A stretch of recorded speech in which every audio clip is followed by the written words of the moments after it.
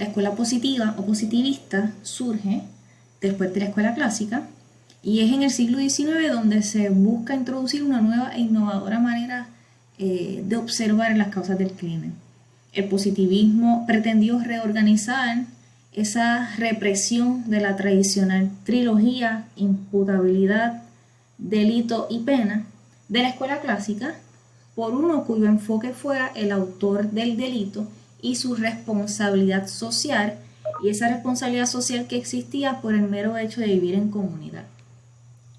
Fue desarrollado a partir de un grupo de médicos, en este caso Lombroso, juristas, en el caso de Garófalo, y sociólogos, en el caso de Ferri, que proponían ideas distintas a las contemporáneas.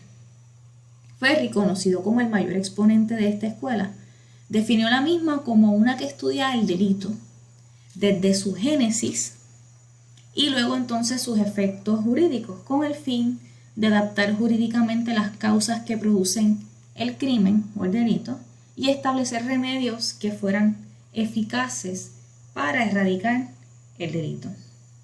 Los estudios sobre los delitos y las penas eran puramente deductivos, como les había mencionado sobre la escuela clásica, mientras que la positiva proponía un cambio de paradigma dándole un giro metodológico, utilizando la observación y la experimentación tal y como se aplicaban en las ciencias naturales.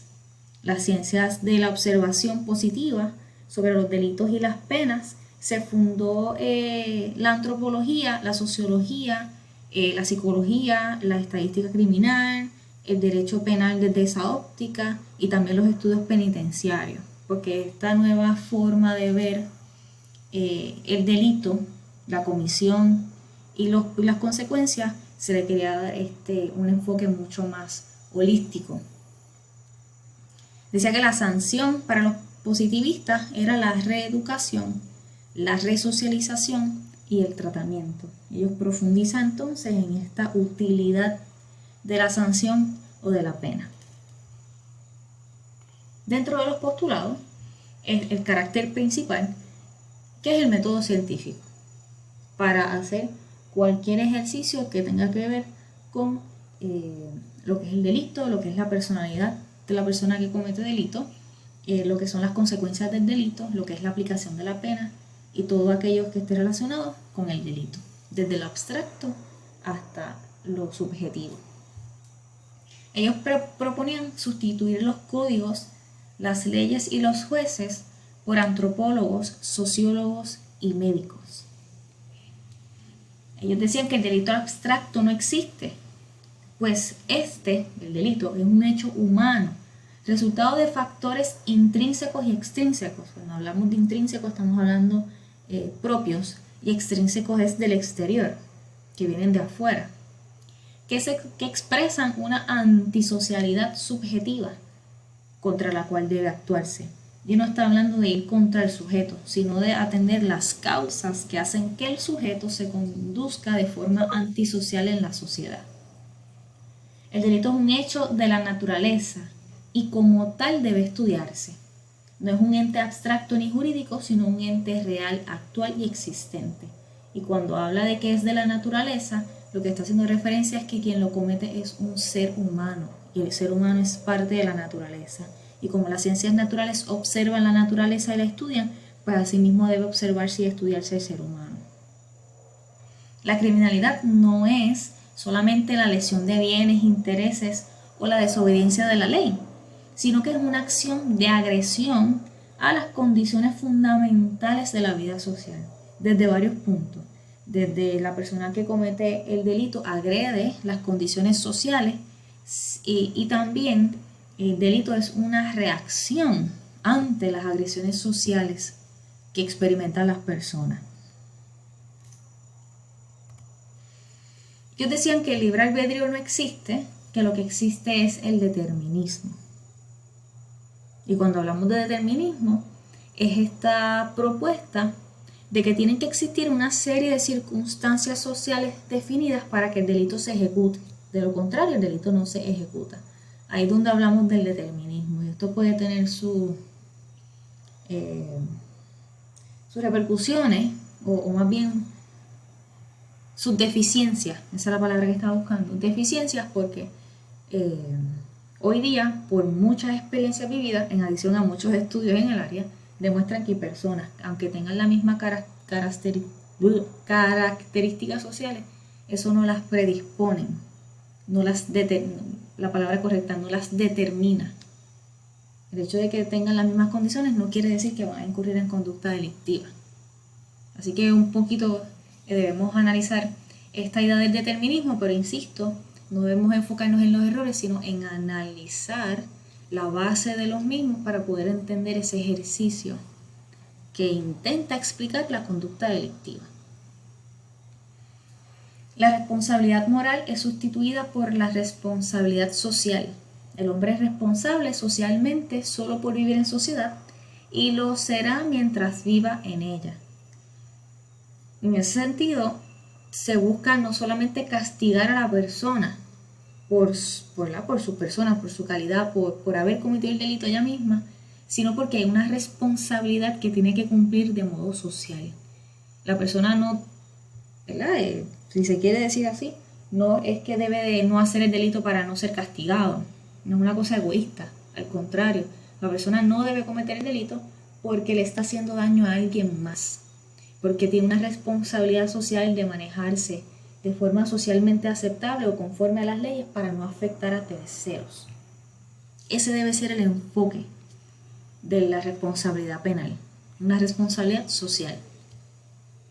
Ellos proponen que el concepto pena sea sustituido por sanción con un contenido de tratamiento para educar y educar al delincuente. En vez de establecer que pena como un castigo, una sanción es más cercano al concepto corrección. Y lo que busca es esa cosa del tratamiento para educar y adaptar al delincuente a las normas sociales. La sanción debe ser proporcional a la peligrosidad del delincuente, a diferencia de en la escuela clásica que hablaba de proporcionar al delito. Pero en este caso es a la peligrosidad del delincuente. Es más importante la clasificación de los ofensores que la clasificación de los delitos, porque estos son por esto, son más importantes las medidas de seguridad. No a todo el mundo se le debe aplicar la misma pena, la misma sanción por la comisión de un delito, sino que se tiene que identificar a esas personas y sus capacidades y la forma entonces en que se les va a hacer responsable. Si utilizamos de base las medidas de seguridad para las personas inimputables, pues es un ejemplo de eso. A mayor peligrosidad, mayor medida; a menor peligrosidad, menor medida. Que se ajuste la sanción a la persona. Las sanciones no tienen como fin hacer sufrir al reo, y no me gusta la palabra, pero así es como está descrito en el libro de Rodríguez Manzanera, en adición a que me gusta traerlo porque de pronto hablamos de reo, hablamos de preso, y eso tiene una carga peyorativa y una carga bien pesada sobre los hombros de las personas que son catalogadas y que tienen esta etiqueta, y por ello debemos atender ese cambio de conceptos y en vez de llamarlos reos, pues llamarlos miembros de la población correccional, que es el término que se debe utilizar en la actualidad, que no todo el mundo lo utiliza.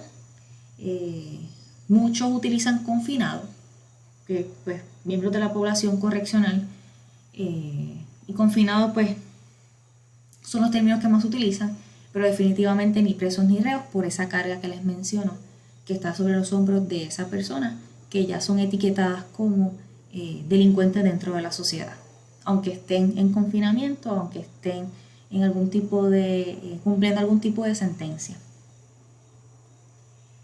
Pues las sanciones no tienen como fin hacer sufrir a los miembros de la población correccional, en el caso de que es reos, o a los convictos, punto, sino que debe ser para ser tratados, para recibir tratamiento.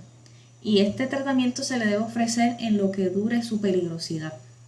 Así que, en este sentido, se le debe aplicar una sanción que sea de aplicación indeterminada. Cuando termine la aplicación de la sanción, que es sinónimo a tratamiento, pues cuando la persona se rehabilite, cuando la persona se cure.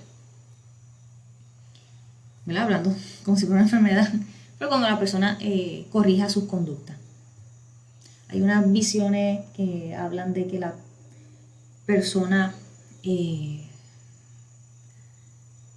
como debe tratarse una enfermedad, pues así debe tratarse la delincuencia, como si fuera una enfermedad. Por eso es que lo menciono de esa forma. No es que la delincuencia sea una enfermedad como tal. La misión de la ley penal es combatir la criminalidad, considerada como un fenómeno social, y no restablecer el orden jurídico. El enfoque sigue siendo el fenómeno social y no la norma jurídica, no la norma o el derecho abstracto, sino la persona. El derecho a imponer las sanciones pertenece al Estado y no por castigar, en este caso es más bien para defender la sociedad. Esta entonces excluye esa idea de la venganza y repudia todas esas ideas abstractas del mantenimiento de la justicia, del mantenimiento del orden, sino más bien es que a través de las sanciones vamos a defender a la sociedad, porque vamos a ofrecerle a estas personas tratamientos, porque vamos a tratar de llegar a la raíz de la situación y poder modificar lo que está sucediendo socialmente para evitar que las personas incurran en conducta delictiva. Dice que más importantes que las penas son los sustitutivos penales. Las penas han demostrado ineficiencia. La delincuencia no aumenta ni disminuye cuando se imponen las penas. Así que deben haber unos sustitutivos penales, y ellos a lo que hacen referencia es atender la economía, atender la política, las políticas públicas, atender la familia, atender la educación, que el servicio religioso fuera un sustitutivo penal también, y así sucesivamente. O sea que esos sustitutivos penales deben ir en dirección a atender las situaciones sociales. Dice que los sustitutivos penales procuran la prevención indirecta, y la prevención indirecta es para todas las personas en la sociedad que no han cometido delitos. Es como la prevención específica y la general, pues la general será la indirecta. La prevención debe estar basada en los estudios antropológicos y sociológicos. Es menester primero estudiar las causas que producen el delito y después construir las teorías jurídicas del mismo. Y esto es una cita textual de Ferri que hace Rodríguez Manzanera en su trabajo. Y es un poco lo que yo en distintos espacios, en distintos momentos les he mencionado, que la legislación, ese ejercicio jurídico debe estar basado en evidencia científica. Y él habla de lo que es la antropología y lo que es la sociología. Esas no deben ser las únicas, pero ellos lo utilizan porque de pronto la escuela se funda con esta disciplina, sino que debe ser todas las disciplinas que existen para atender un fenómeno, y en este caso es el de la criminalidad. Pues si ellos quieren legislar para establecer la prohibición de conducta, las normas y reglamentos de conducirse en las distintas agencias, la finalidad de las penas o las penas que deben ser más efectivas para atender ciertas incidencias criminales, pues de pronto se tiene que hacer con evidencia científica que permita identificar qué puede ser lo más efectivo, y luego de aplicarse, hacer evaluaciones periódicas, científicas también, que permitan conocer cuán efectivo ha sido la implementación y si hay que modificarse, y etcétera. Pero este ejercicio debemos cuestionarlo por parte de esas personas que se encargan de crear las leyes. Y como último, el método que ellos utilizan es inductivo experimental. Pues observan los datos y a través de la experiencia se comprenden los fenómenos criminales.